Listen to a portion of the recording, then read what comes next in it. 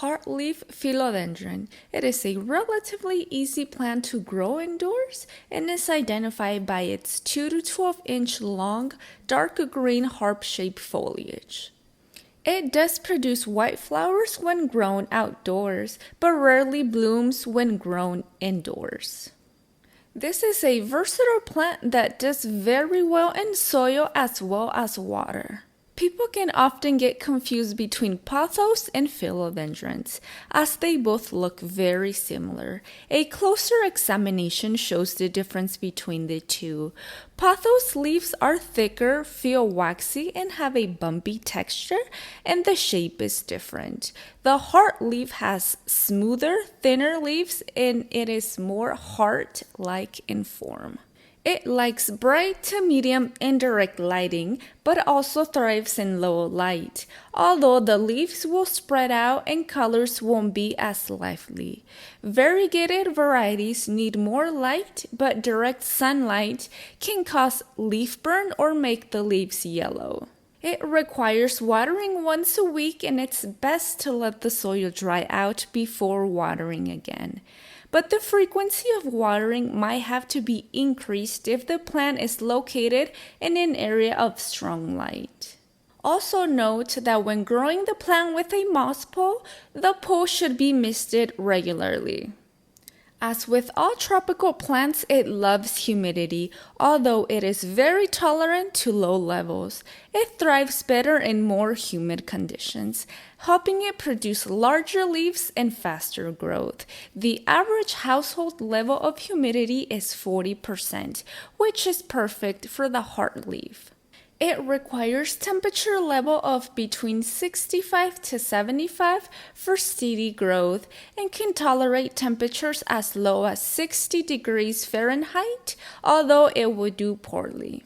This plant can survive without being fertilized, but since they grow very fast, they will benefit from being fed. It's best to fertilize during spring or summer, except during the winter months.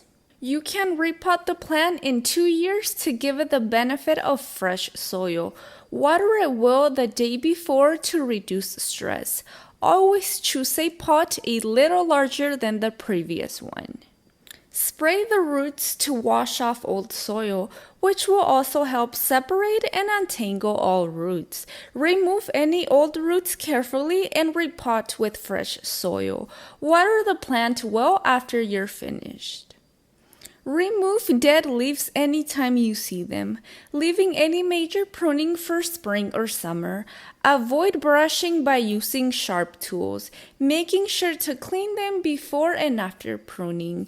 Pinching off new growth will help control the plant if you don't want it to spread too much. It can be propagated in 2 ways. Cut a 3 or 4-inch section of the vine below a leaf and place it in water until roots appear. The other way is to divide the roots. Make sure that the divided sections have nice, healthy roots before planting. This helps increase the chances of survival for the new plant. The sap causes skin irritation and burning inside the mouth if swollen. Although it is not poisonous, it is best to keep away from small children and pets. All this plant needs is enough light, water, and a little care.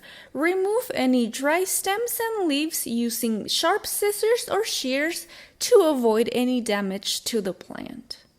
Stems should be cut close to the leaf nodes, as any extra stem above will just dry up and die. Clean the leaves often to remove dust. It is an easy low-maintenance plant to cultivate, but it can be affected by over or under watering and root rot disease. Wilted leaves indicate that the plant has either not been watered for some time or that it is affected by root rot.